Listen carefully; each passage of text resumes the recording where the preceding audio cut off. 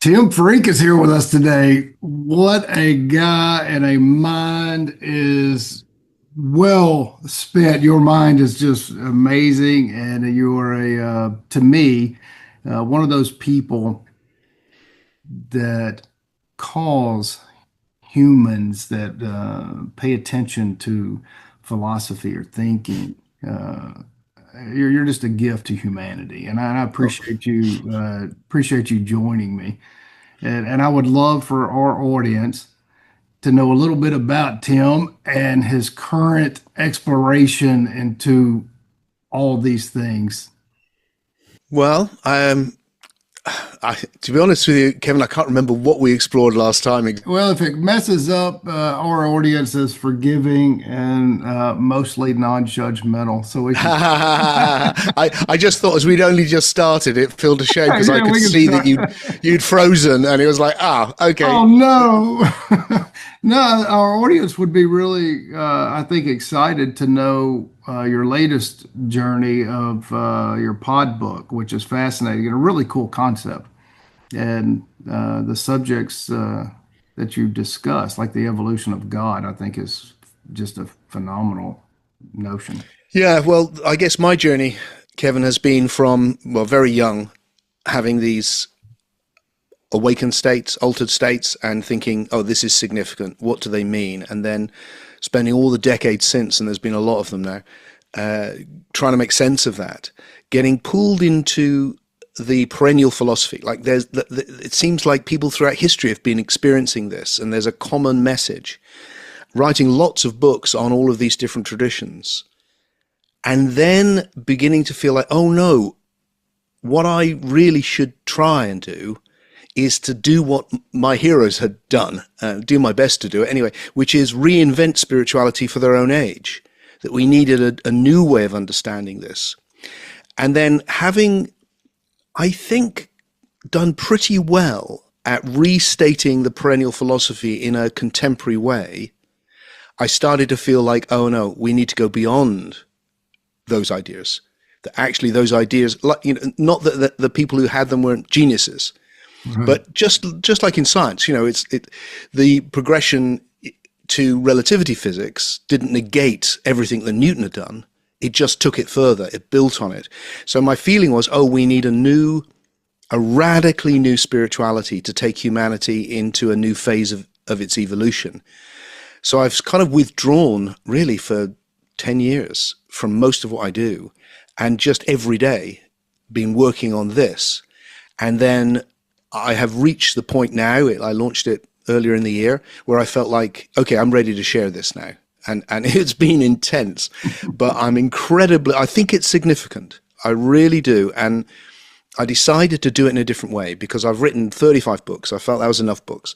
Yeah. So I decided to craft it in also for our modern times, which is to use YouTube and podcasts and Audible and produce it as video and audio, but to make it structured like a book.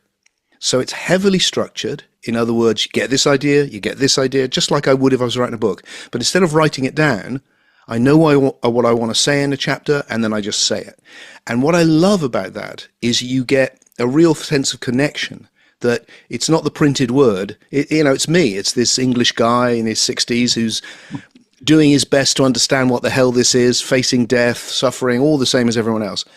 And at this stage in my life, it felt like I want to give this away because, there was, when I was younger and supporting a family, I was struggling to do all Right. of that. But, it's okay now. I'm not struggling. It's all right. So I can give it away. So why would I not? Sure. So that's why I've crafted this thing you call a pod book, which is like a book and there's a love child, a book and a podcast. They come together, and then chapter by chapter, with a new chapter each week, I want to outline a very big vision. And I think there'll probably be about 100 chapters. And we've got about 22 of them are out now.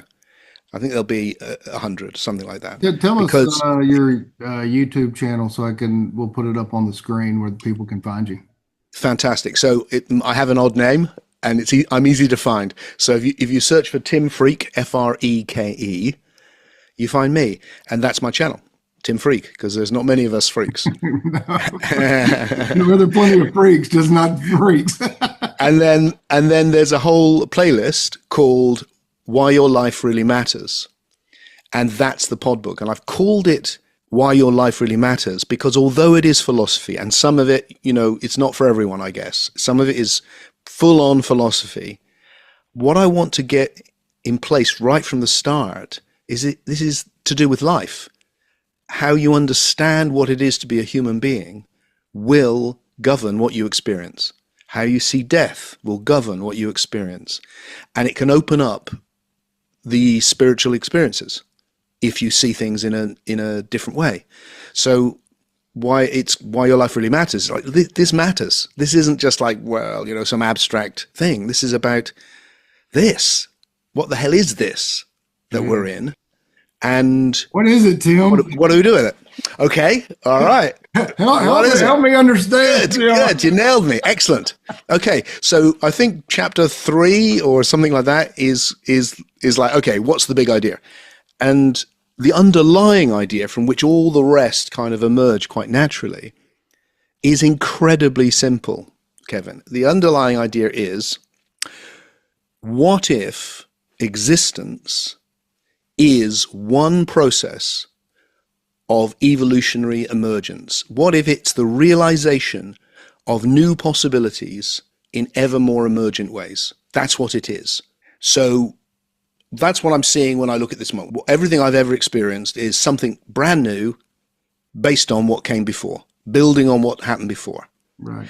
And the revelation of our time, and we've only known it for 100 years, is that the universe is not a thing, it's a process.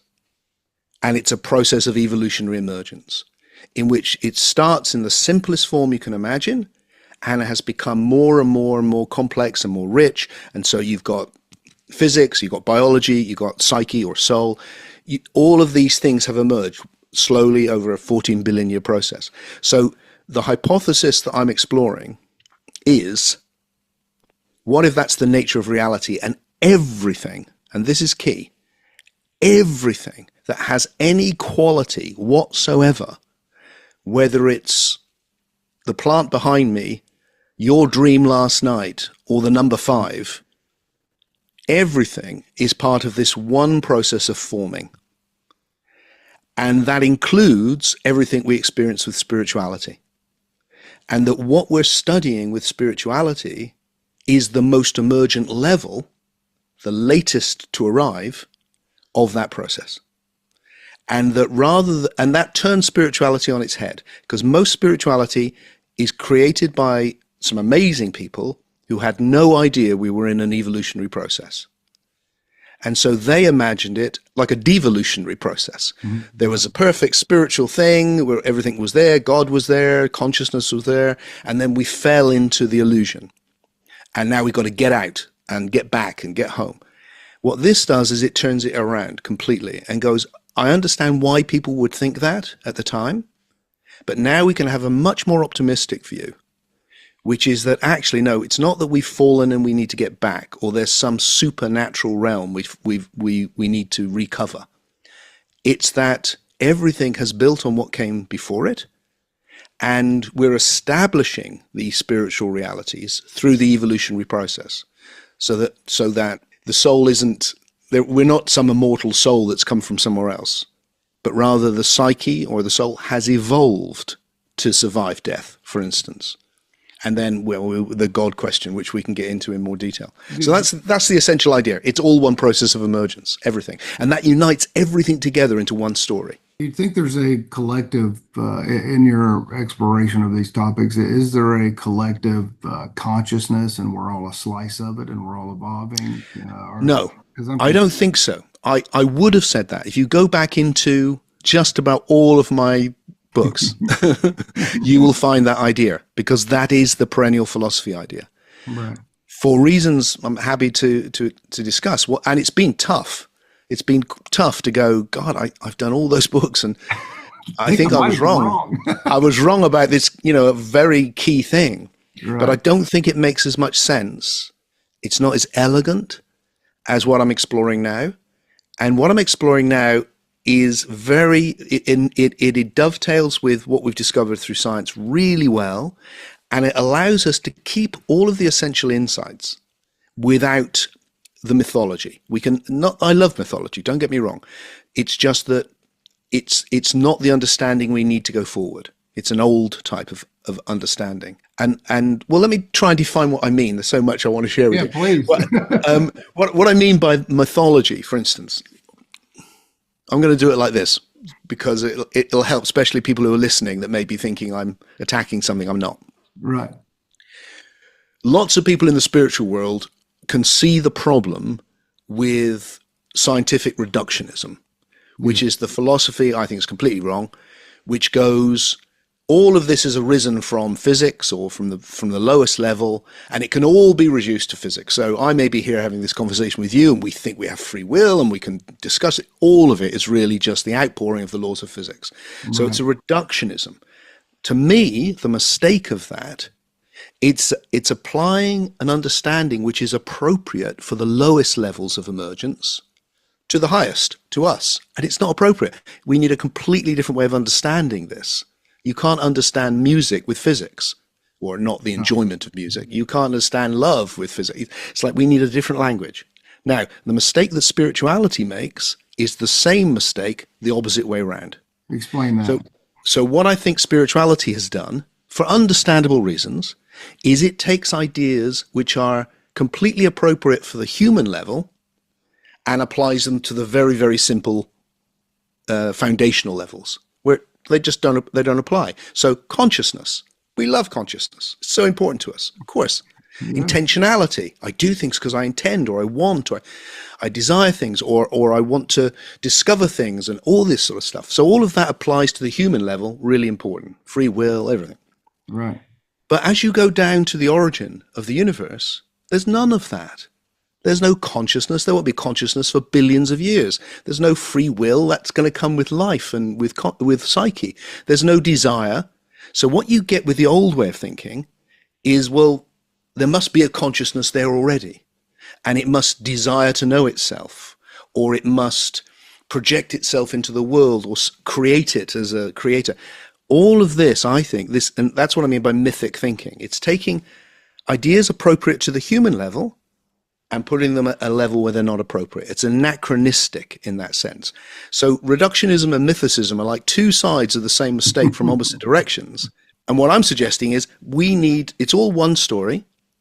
We need different ways of understanding the different levels as they emerge. And spirituality at its best is about understanding the most emergent level. And in that way, kind of the most important level. But it's not separate. It's not supernatural. It's the most emergent level of the natural. So that is very fascinating to me, because is the energetic force and consciousness of Tim its own energy that is going to last outside of Tim's body?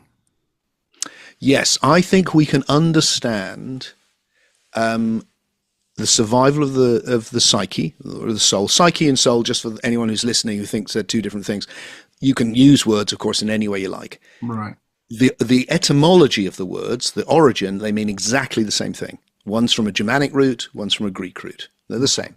And what they're referring to originally, and what I use them to refer to, is this experience everyone's having right now of an imaginal level of reality. So there's a sensory level, which you can hear and touch and feel in the world. Yeah. And then there's an imaginal level where you have dreams, and you speak to yourself thinking. You imagine talking to yourself. You have mystical experiences. You have visions. You can explore shamanic states, so on. Yes. You can connect with God, all of that. Right. So those two levels, every human being experiences them. So to me, we're body and soul. It's obvious. It's impossible not to see that. Of course you are. Everyone is experiencing that. The question is, what's their relationship? So what I'm exploring is the psyche has evolved, like everything. So life has evolved, then sentience has evolved, then consciousness, which I would say is reading the world in high definition. I would say that's what it is to be, so that I'm conscious of whatever I focus on. The important information, biological organisms to survive have learnt, oh, if I process the important information in high definition, I do better, which is why it's like at the moment I haven't been conscious of my left foot until I've gone left foot, and now I am. And Right. so it's probably everyone is listening to this. So I take in this huge amount of information unconsciously, and then what I focus on becomes conscious. Now, and then the psyche evolves. We can go into that. I don't want to get too distracted. Let's stick with death. Otherwise, I'm going to try and say too many things. So the key thing with the idea of surviving death to me, the way I would understand it now is, again, I think really kind of simple or straightforward. The question, I think, is you and I are experiencing these two dimensions now. When I put the body to sleep so that I'm not paying any conscious attention to the world, the imaginal realm becomes very, very vivid. I can have dreams which are so vivid they seem real. Yes. Yeah. Yeah. What I hear from people who've had near-death experiences, of which obviously there is a massive number, is I lost complete consciousness of the world, and the imaginal domain became super vivid. And in those states, because we are monitoring people are completely brain dead. So someone's completely brain dead, the body is finished, and they are experiencing this really, really vivid what? Well, we're experiencing it now. We're already experiencing it. I think It's so. just that they're experiencing it very vividly. So it looks to me like the question is, when the system, I'm a psychobiological system, I'm functioning on these two levels. Right. When the system can no longer function on the biological level, and so that goes, does it just carry on functioning on the level of the psyche? Because it can do that. It has that evolutionary process arrived at the place where the system, you, Kevin, me, Tim, just continues. But it continues without being able to look and see and hear. But it can do that in the imaginal world, Yeah, and maybe, that's maybe what it they're can, experiencing. maybe it can't. It's so fascinating to me, these subjects, because the finite mind of man can, I don't believe, can conceptually understand the infinite.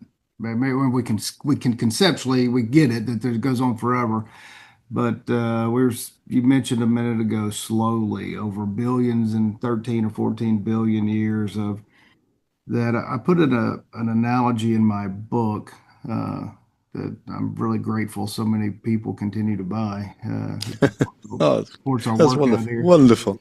Yeah, I know. You put a string together, and if you tied it in knots and put those knots right next to each other, and just stretched it across your living room, and you look across, and you see that first knot represents 1,000 years, and you look across your room, and you go, "Oh wow, that's something." Then you can go, "Well, each one of those knots represents 1,000,000 years." In 1 billion years. And Yeah, then all of a sudden you can't understand. Then all of a sudden 13, 14 billion in our mind seems really slowly, but in fact it's nothing. yeah. That's just, it's mind-boggling. It's confusing. It confuses my understanding. And even further is we know that we are mostly space. And we are then on top of that mostly water. Our biological thing, and we're flowing. We're constantly evaporating water. We're constantly taking more in. Our bodies, whenever I was growing I up, love that. Yeah, yeah. my teachers told us that about every 7 years your whole body is new, and now scientists debate whether or not it's 1 or 2 years or three, or they don't know, but they know for sure that we are a totally new being on a regular basis. And we're What? mostly space and water. So where the hell is where it's this energetic force that we are dancing with inside of this ever moving and changing body, which is fascinating to me.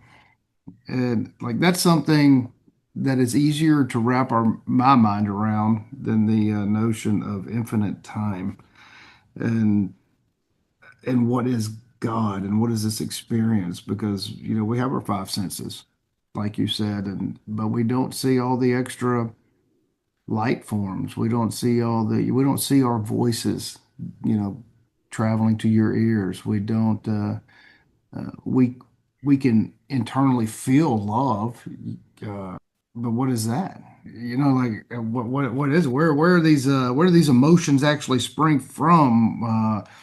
And then ultimately, if we are the individual consciousness, whether some people subscribe to we are our individual self, or we're all collective, or all a slice of God, or whatever it is, then what's the purpose?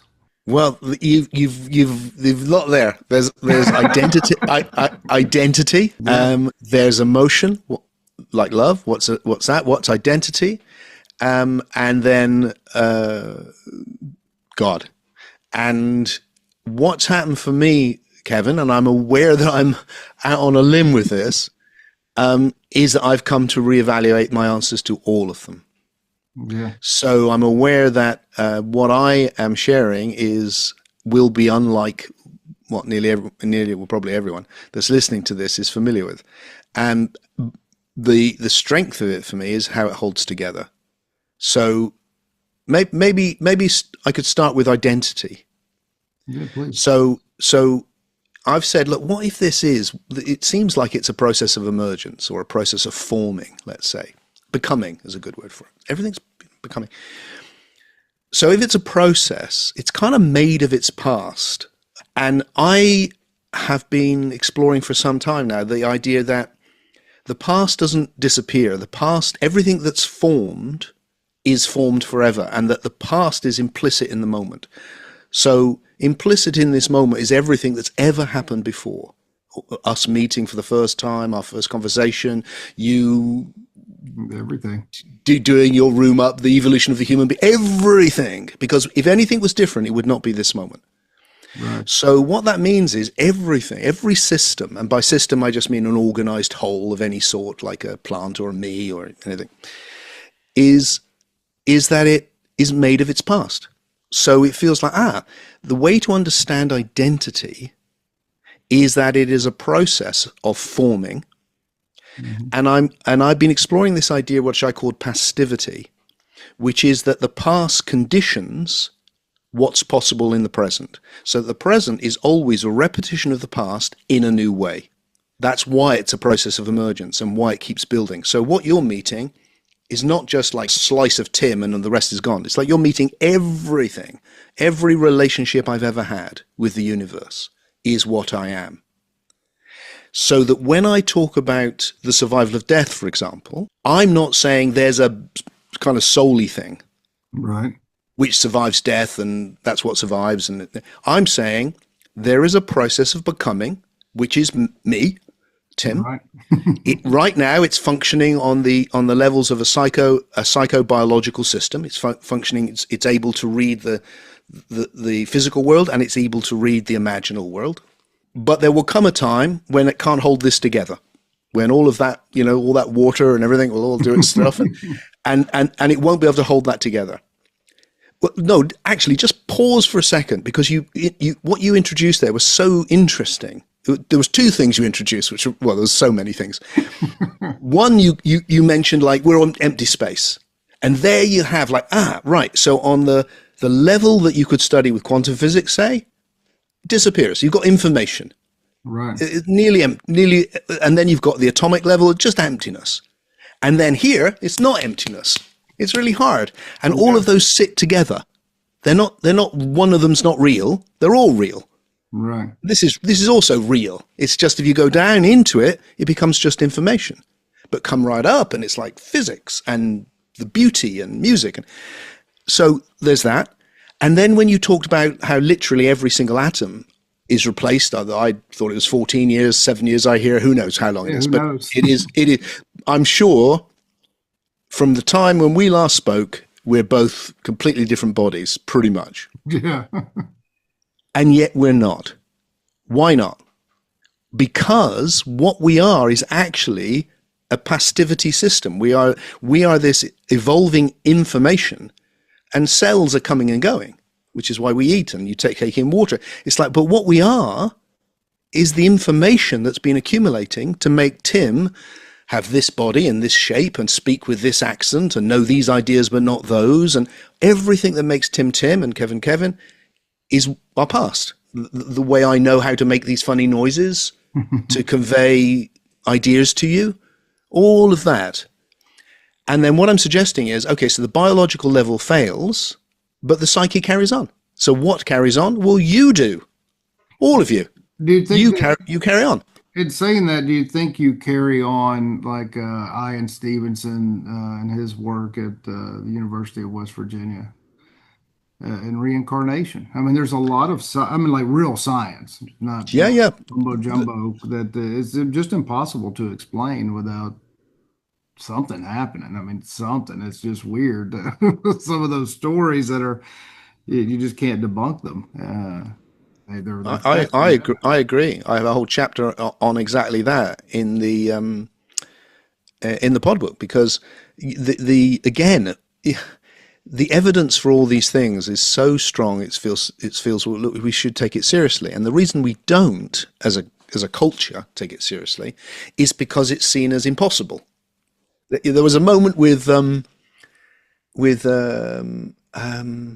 getting old, and I keep forgetting names, and I absolutely hate it, Kevin. Well, Richard Dawkins, yes, and who's a brilliant man, actually, I think. for sure. And Richard, and someone said to him very unwisely, Richard, do you think there's any possibility of life after death?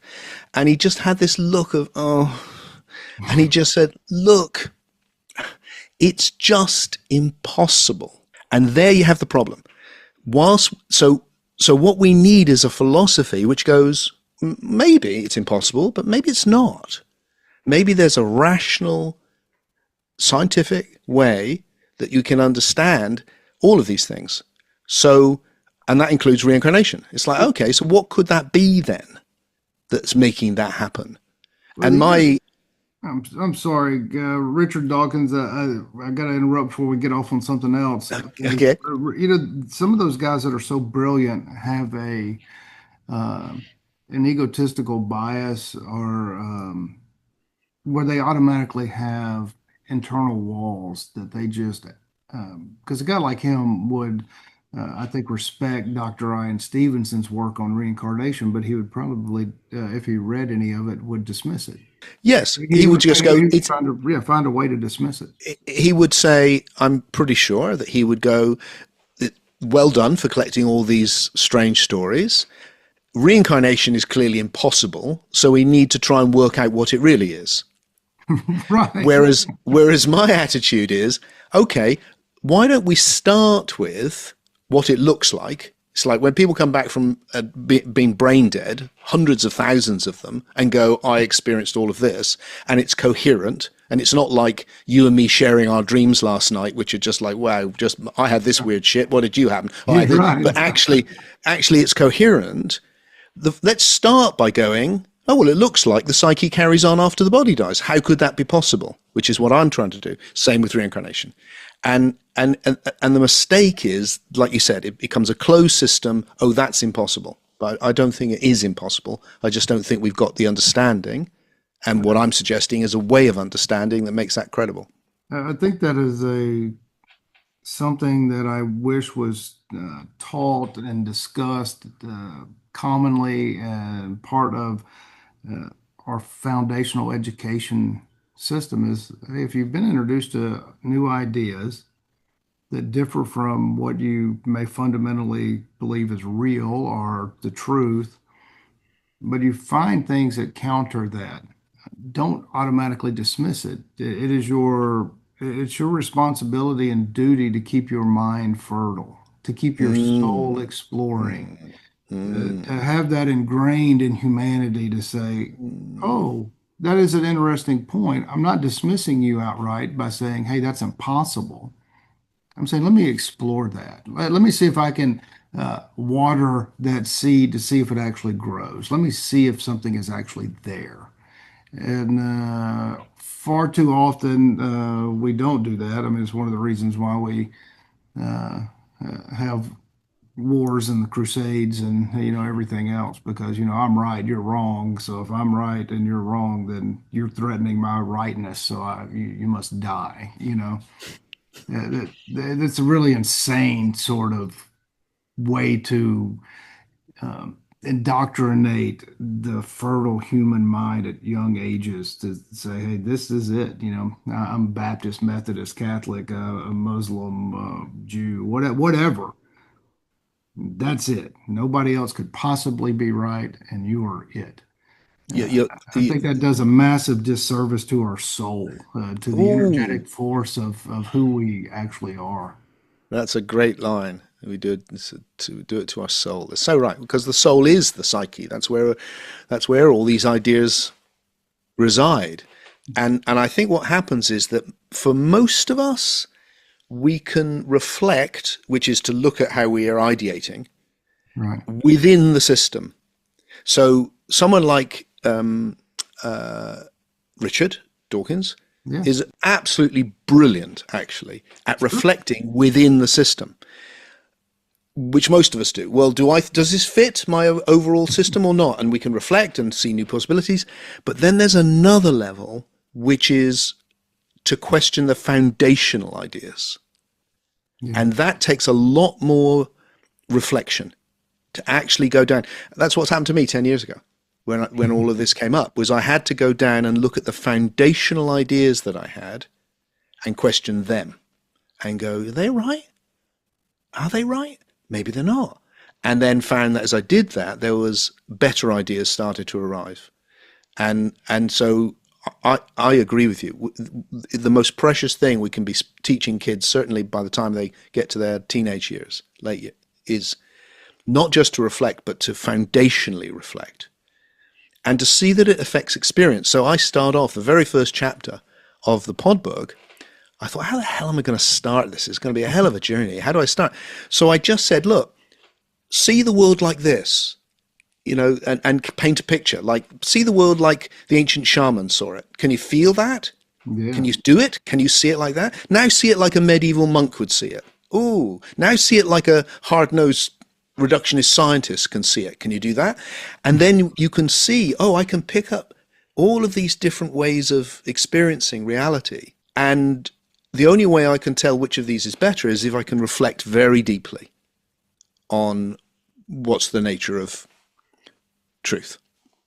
I struggle with the notion of, like, what we were just discussing, of our consciousness surviving after our bodies. What I struggle with is before our bodies. So it's easier for us to, or at least for me to, a lot of people that I know contemplate, okay, I'm here, so I'm going to die, I'm going to go to heaven, or I'm going to go to this place, I'm going to go to something I don't understand, but I'm going to carry on. Well, where was I carrying on before? Yeah. Yeah, like, but where was Kevin and Tim before? Where was that energy before? Because then if you go back and circle back to the notion that we are space and water, well, water is, there's never been any more or less water than there is on Earth right now. And that water has flown through kings, But the, paupers, everything, every life form, every tree, everything. And so all of that is constantly flowing through us, and we are using that energy and has been used before. And I think there is somehow these ancestral things that we can tap in through to some deep meditation. And it's kind of an idea that I haven't fully been able to articulate, that our body itself is the result of all life before us. Like, we are yes. actually a part, like, physically, Yeah. minus the consciousness, we are a recycling or reincarnation of new thing, different in a different form. We are that plant. We are that hamburger. Like, when our parents told us when we were young, you are what you eat. Literally, you are what you eat. Yeah. Yeah. Literally. Literally. And so it makes me wonder how the energy of Kevin and Tim how did our energy continue and come into our seed, our divine blueprint, us individually? Like when that egg got fertilized, and all of a sudden there's a blueprint, and that blueprint is Tim. Tim cannot. That egg is not going to go into a chicken. You're not turning into a oak tree. You are Tim, and to me, this is just fascinating because somehow your energy is going into that egg. Like it is Tim. Like there's a fundamental Tim, as you can see it in little babies. They all have different personalities. Some of them are very intuitive, some of them are not. Uh, what causes all that? They all have the same kind of blueprint, just a little bit different. Some of them have blue eyes, some of them brown, but basically we're all the same. It's kind of, I don't know. This is a big subject that I just try to. Yeah, it's a fascinating. Fascinating. I would use a different language to come at it now. I would say, look, one of the things that fascinates me about physics is that, like you said, they've gone down right into the lower levels of the foundational levels of the universe, and they've gone, matter doesn't exist. On its basic level, it's information, not information in anything either, just information.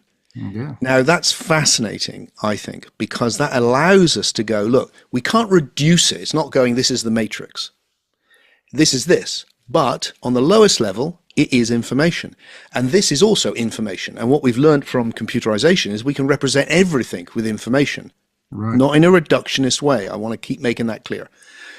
So when I say, look, I'm made up of my past, hasn't gone anywhere, I am all that information. So when this system can no longer read the biological world, it can just read the imaginal world, I'm still all that information. That's still what I am. And therefore, if you look at reincarnation from that point of view, you've got an emerging biological informational system.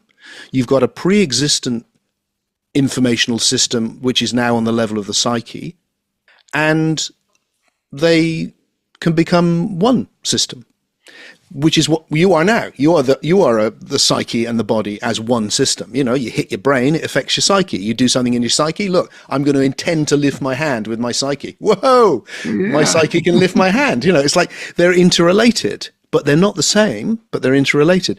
And so I think we can understand these things like information systems coming into symbiotic relationship with each other. Would you, And that analogy, that what you're saying kind of equates to different spiritualists and philosophers that I've come to know, is the body and mind are like a radio. Like there is our conscious wave out there, and our body is this, we are this machine, and each of us have our own dial, and that dial is tuned into Kevin's frequency only. Yours is only Tim's, and maybe it's through our pineal gland, maybe it's through something we don't understand.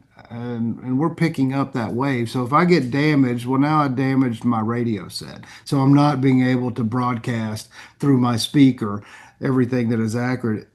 To me, that idea feels right in some weird way that I can't quite understand, which would help me to understand reincarnation more. Because then all of a sudden, this little blueprint that came as Tim, would that had that little blueprint as it grows is only can pick up Tim's frequency. so there's two common ways I think of seeing that, Kevin. There's the one you've just mentioned, which is the brain is like a radio receiver, and it Right. tunes into the higher level, and that so that they relate. The other one, which is kind of like the materialist version, like Richard, who's become our archetypal scientist for the purposes of this conversation, he might say, I think, which is it's not a receiver, it's an emitter.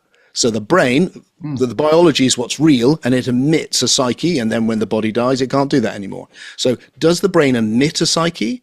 Does it receive a psyche? And then there's a third option, which I don't think gets discussed, which is what I'm interested in, which is seeing the nervous system as an interface between two levels of emergence. So there's information on the biological level, there's information on the imaginal level, That's all evolved through this one process of becoming. And they're all one system. And the way these two levels of the system relate is through the nervous system, which is why if you affect the nervous system, you can break that down. But it's also why when the interface doesn't work, the higher level can carry on. And then what's happening with psychosymbiosis, with reincarnation, is that a new interface is being set up. And you've got that informational system. And the great thing about our modern age is we have these computers. Yes. So we've got this now, life is not a computer. The world is not a computer. It's not. It's far more. But what an analogy we now have that our ancestors didn't have. So I can say, look, here's a file, and I'm going to merge it with this other file, and then it'll be one integrated file. Right. You know, I can take, here's an audio file, and here's a visual file, here's some music, here's some visuals, and I'm going to put them together, and now they're the same file. And we don't go, oh, that's impossible. You go, yeah, what's wrong with that? And that, I think, is what's happening with the biological and the imaginal. I think the kind of sounds like Donald Hoffman, isn't that his name? That kind of believes, he makes the analogy that the icons on your screen, well, anyway, if y'all want to know about more than that, I think you would really enjoy Donald Hoffman's work. I know his work. Yeah, I think it's fascinating. But I am thinking like you that it is not, because I think there is something to that energetic receiving something. And I don't know if humanity might not ever understand it, and at least not in what we understand the links of time. Uh, and I think we also, in our experience in building and evolving our soul, we're also sending it out, and we're having this beautiful dance of something coming to me and something going out of me is having this beautiful emergence where instead of a little two-step dance, now we're turning it into a big waltz and we're just spinning around beautifully. And the dance is getting more complex and there's more dipping with the kisses. And there's something beautiful happening that we just can't put our finger on, that we so desperately are trying to figure out. And and that's why I believe we, like I said earlier, do our soul a disservice by automatically discrediting things that we don't understand. I love the poetry of the way you think. It's beautiful. Thank you. It's just beautiful. I think, well, the thing that resonates with me about what you just said is that I would want to say, look, just as the body lives in a biological ecology, it's not separate. It can only exist as part of a biological ecology. I think the soul's the same. I think the soul's not a little bubble around the head of somebody. I think it's a whole ecology of soul. So you and I right now are connecting in that ecology, it seems to me. And I'm connected to my daughter, although she's in London, she's not here, but I'm connected. I know I am. I can feel it. And I'm connected with my dead mum. She's not even here, but I'm connected. I can feel it.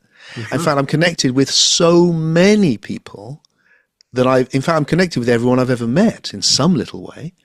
And then I'm connected with all the people who resonate along similar lines with me, people who've watched my podcast that I've never worked, never even met. You know, where there's this whole network, this ecology, and that's where that dance is happening.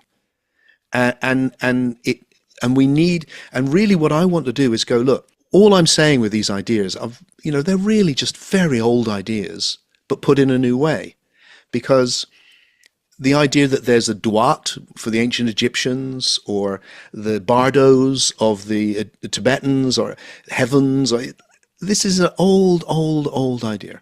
All I'm saying is, hey, what if that's emergent? What if that's evolutionary? What if that has also evolved? And why should we be surprised? It's like when I say to people, I think the soul has evolved to be immortal. And it's like, really? And I want to go, look, we pretty much know that human beings evolved from fish, for heaven's sake. How unlikely is that? But it really does look like we did.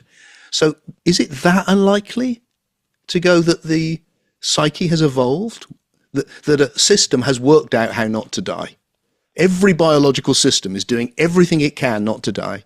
And one system worked out how not to do that. And the way it worked out to how not to die was to exist on the imaginal level without the physical, at least for a bit. But maybe it can't survive there forever, which is why it has to re-engage with the biological, because we're all part of that one process. And suddenly you get this expanded naturalism, which goes, yeah, it's all natural, it's all one process, but these things are real. And that's why our lives really matter, because they are real. Well, I think our lives, one part of why our lives are so important is because, from what we understand of energy, energy does not die. Energy is it's just transformed into something else. So like it doesn't die. So if the energy of Tim and Kevin doesn't die, and the energy of everyone that we are in contact with doesn't die, and we know that we can affect the frequencies of things. Like for instance, I talk about this a lot. If you and I we're best friends. We're sitting here in my study and we're just laughing and cutting up, having just a grand time together. And all of a sudden, one of our friends walks in and he's in a horrible mood. He brings his girlfriend or wife in with him. They're just got finished fighting. Well, their energy is directly going to affect ours instantly. So if their moods when they come in directly have an impact on us instantaneously, that is a grand example of how we take for granted not recognizing how our energy affects other people. And so in our process of living, just on a practical day-to-day notion that I know that energy lives forever, and I know that my energy is going to interact with you. So me and you sitting here in the study, laughing and cutting up, just telling beautiful jokes and just reminiscing about old times and future plans. And one of our buddies comes in and he's just in an ass mood. All of a sudden, our energy is affected. And then what is that? How does that snowball? Does that change our moods later that day? Or are we just uh, are we kind of sad now that our buddy was in a bad mood and him and his wife were fighting? Does that make me not uh, unconsciously or consciously kind of not spend quality time with other loved ones because it changed my mood? Or what if our buddy and his wife came in and just laughing and cutting up, telling their own jokes, and me and you are already smiling, and they even make us happier. Like we're just happy. Then we're just hysterically laughing until we're crying, and as we all disperse with hugs and can't wait to see each other again. How does that energy go out and affect everyone that we come in contact with? So I think that is just on a slice of the topic that you discussed, why our lives matter is we affect the energies all around us, either in a positive or negative way. And if we focus on the things, the oh, it, love, for lack of it, if we focus on not being kind of like what we do on Sundays here. Part of I say this a lot. Part of the reasons why we come together is to help each other not be assholes. I love that. I love that. I love that. So That's perfect. let's try Yes, not to be assholes because we are I going to know. be. We're not going to be able to I be need all the perfect at help I that. can get not to be an Yeah, asshole. That's exactly. me too. So that is a part of why our lives matter. We're all going through this energetic field. We're all experiencing this thing. So why not give that energy, that current, a beautiful boost and help it just maneuver through the curves and instead of just finding the biggest rocks to crash up against, let's just flow and enjoy the ride and instead of wanting just to go fall off every waterfall. Yep. I had a line in one of my books years ago, which I always loved, which was the climax of this chapter was, "We are all great souls and we are all our souls." Yes. And I love it. I just absolutely love it. I so enjoy talking with you, Tim. I know that most people in the world are not in a position to spend the time contemplating these things. Absolutely right. And so most people rely on what they've been raised around. Yeah, Most people are a Christian because they were born and raised in Western civilization. Same yeah, way with Hindus and Buddhists. They were born yeah. over there in that situation. And most people never, even if given the chance, they don't really want to explore it because then it could redefine who they are, and they don't want to do that. That's painful or can be painful. And I think that's another reason why their life is important because our energetic fields can maybe plant uh, seeds, and maybe they say one particular thing that helps their child or their friend, or hey, did you know I heard Tim Freak say this thing? Or maybe he doesn't even know who it came from.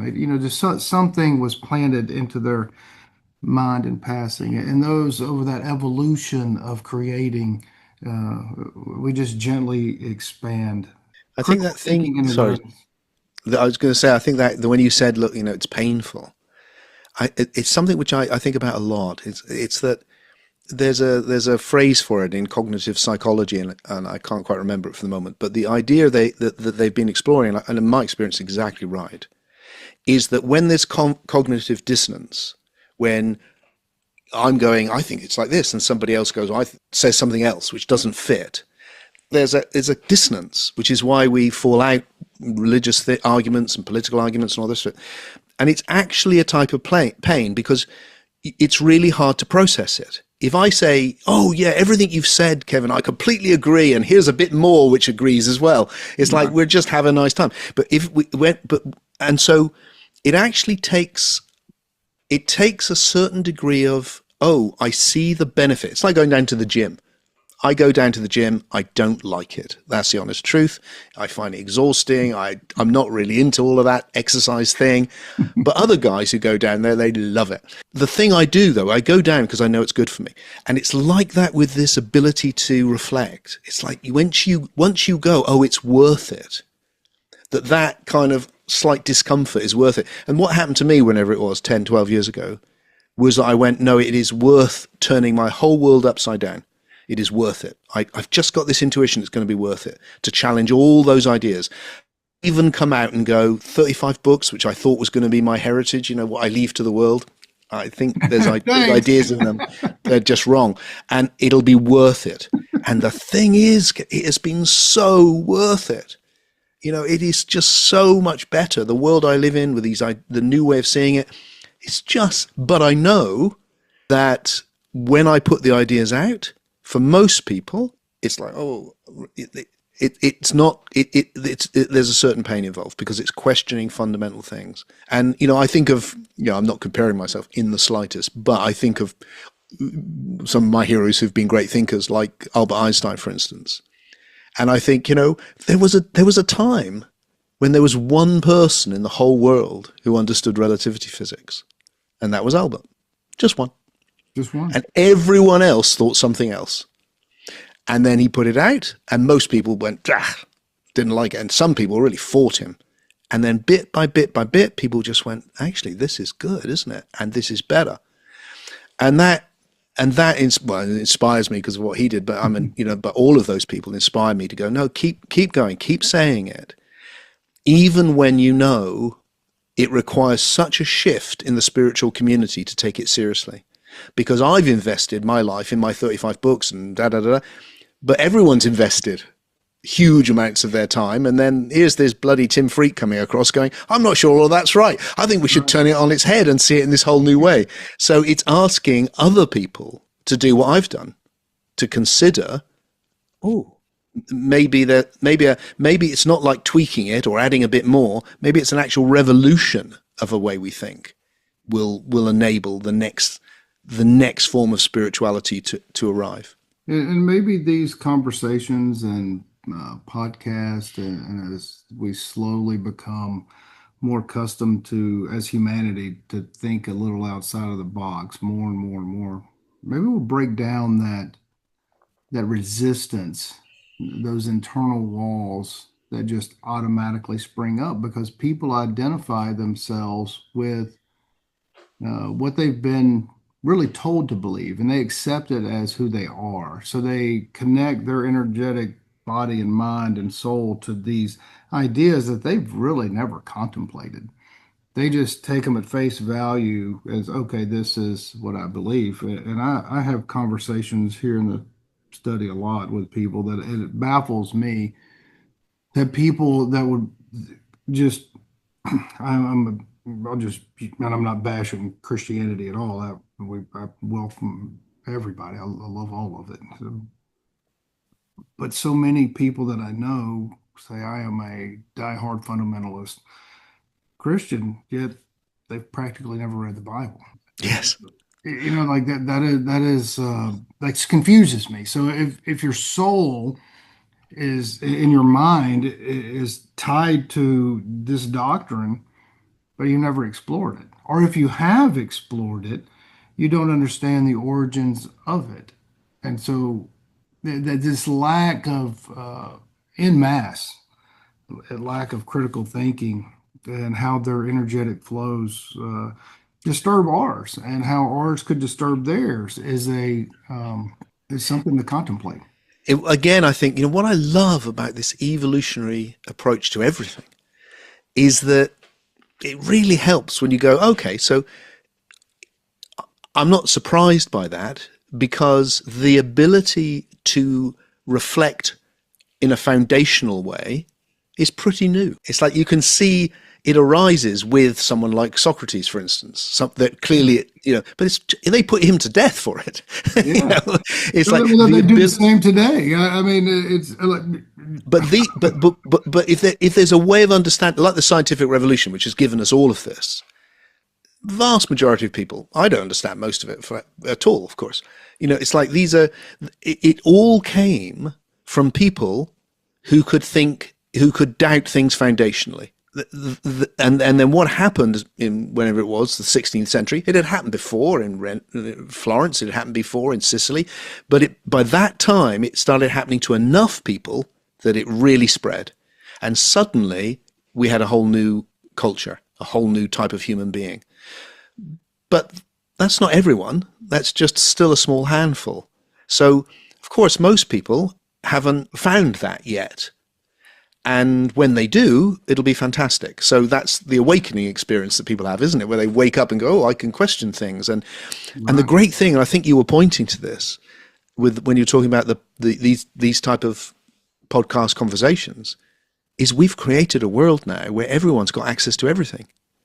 I can get to the wisdom of the world on my phone. I can listen to every living thinker and most dead ones Yes, on my phone, on YouTube. It's like, oh, it's amazing. so, when you get that, you can really go out, and when you get the power of not listening to the people that just tell you the same thing over and over again, but you go looking for people, smart, wise people, who say something different to you, whether that's religiously or in politics or in anything. When you go looking for the other who is wise, suddenly you have the chance to become much wiser. And that's so exciting when it happens. You have to, in my estimation, you have to challenge yourself and Yeah. challenge yourself in every way. Just like you have to challenge yourself to go work out, you have to challenge your mind to work out. Yes. Yes. You have to expand, and you have to realize that people that, like you mentioned a second ago, don't talk about religion or politics. Religion or politics, those are not you. Those are ideas. We should be able to discuss ideas without, like the famous debates of William Buckley and Gore Vidal, whenever William Buckley is just calling him a stupid gay man, and that was clearly not the case. He was one of the greatest intellectuals of all time. And instead of name calling, trying to bash people, it should be Yes. let's bash an idea. If the idea Yeah. is faulty, let's show where it is faulty so that we can all grow together.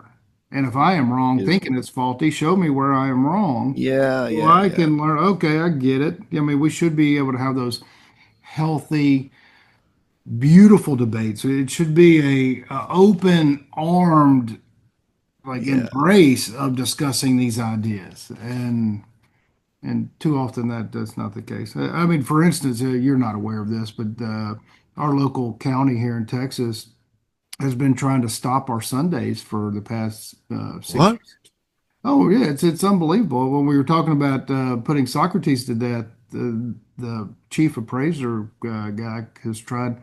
He just said, I mean, this is in front of our several people out here. He said, y'all qualify for what y'all do."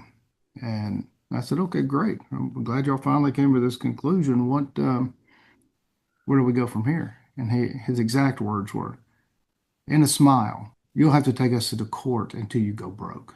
And they outrightly try to and harass people. I mean, it's been amazing. It's so sad that the great idea of America that we should be talking about is just we're watching how civilizations fall, and we're seeing it all around the world. And that kind of energy, like we're talking about buddies, interfering with each other. It is the energetic forces are this strange dance, this yin and yang. How do you spin that yin and yang so fast where all you see is white or all you see is black? What is it? How do we find? I'm so shocked, Kevin. I mean, obviously, I don't really understand the ins and outs of what you're saying, but see, my idea of America is the opposite of that. And I mean, that is just so they're trying to stop you doing Oh, our Sunday your gatherings. Yeah, they Don't you have religious freedom in America? Can't you just all gather? yeah. I mean, even the Supreme Court recently said local and state governments cannot tell people how they operate as a religious institution. Like one of our Sure. practices is we have about five or six cows around our like main sanctuary, and I strongly encourage everybody that comes out to say thank you to the cows. Like thank the cows because we eat them. Like we participate and we want their energy to be good and healthy and have a beautiful life. And so when their energy comes into our bodies, we're thankful. We're not getting the negative energy of a cow that has been tortured his whole life. We're not getting that. So um, they said, well, they came back with an offer recently and said, okay, well, we'll grant you that you're half right. Okay, half right meaning in the United States, we're in Texas and everywhere. If you're a religious organization, wherever your sanctuary is and wherever you do religious practice, you don't have to pay property tax because in order to help that organization continue, they said, well, you don't have, we're not going to, you're half doing that. And I said, well, the cows need all of it. And it's just part of our practice. Like it is what we do. And the cows actually need that so we can practice one of the fundamental things of appreciating life and being thankful for how it flows, like we talked about water earlier. And in our food, it is one of the fundamental things we do. And they don't care. Like they just don't care. I've never seen a more tyrannical force, but we're not the only one in this fight. Like it's pervasive everywhere. Wow. Well, Yeah. good for you for what you're Appreciate it. doing. Yeah, It's I mean, they're not going to yes. stop me. We're not I going. could see that. Yeah, they've messed with the wrong piece of energy because this energy pushes back. That's a great line. You're messing with the wrong piece of energy. You might get shocked. Well, dude, thank you so much. I really have enjoyed talking to you. I enjoyed our previous conversation, and I hope we do it again. Yeah, me too, Everybody Kevin. listening, was sparked into something. Like just let's think better. Let's be nicer and kinder to each other. Let's explore ideas. Let's Yeah. let's work on not being assholes. Let's work on not being ourselves. I love that. So, look, for anyone who's watching this at all, there's three things that I want to be able to leave you with in particular, which is I really, really want people to at least check out my pod book, Why Your Life Really Matters, because it's been the most enormous amount of work. I'm giving it away for free, and it won't appeal to people who are closed, but it will appeal to people who are open and looking to explore deeply. It really will. And it's a hell of a journey. And every single chapter has a new big idea in, which I can guarantee that. So there's plenty to contemplate. And then if people like doing this and they're not lucky enough to have a community like you have, we gather online. So I have a little community, it's very small, of people who gather with me to discuss ideas and to do practices as well, how we can, like you're doing, how we can change ourselves from being such ourselves, as you put it so beautifully. And we do that every Sunday, somewhat like you. So people can check out that on my website. And the other thing that's on my website, which is just timfreke.com, Freke, is that I have a newsletter, and because I have conversations, lovely conversations like I've just had with you. And if you're on the newsletter, you hear about them, and I send them out, and the events I run. I mean, I still hope that I will come and visit you in person and run an event at some point next year. It will happen. Did you have a second to describe some of the practices that y'all do online? Yeah, sure. So one of the things which I discovered 25 years ago by accident was that I've been teaching meditation for ages, but then I got people just to connect, and I do it in lots of ways. But the simplest way is to get people to gaze with each other, to look at each other. Now, when I started doing that, I'm glad to say it's become much more common. But when I started doing it, it was such a weird thing. People were like, "What? Let's look at someone in the eyes. Blimey hell, that's a bit weird." And now people are much more relaxed about it. And what I found was that actually the psyche, the thing you can't see but you sense, that's there, the thing that's been connecting between us this whole time, starts to really connect. Yeah. And it's a profound sense of oneness that starts to come, and this enormous love. And you come into a communion where you're both two and one at the same time. So that I'm running a retreat here at the beginning of October in Glastonbury, and we'll do that with a lot of people. And the love that happens is so big. You enter into these more emergent states of these deep awake states. What I discovered, much to my surprise during COVID, was that I could do it online. So I was actually due to go out to Japan to run a 5-day retreat, and COVID hit. And the Japanese organizers said, "Would you do it online?" I thought, I've never done anything online. You know, Zoom was new.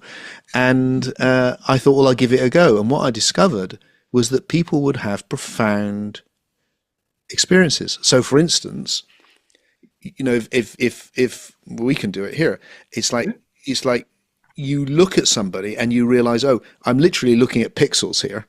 Yeah. But I'm connecting with Kevin's soul, for sure. For sure. And you sit with that. So you bring up somebody and you can connect with that person.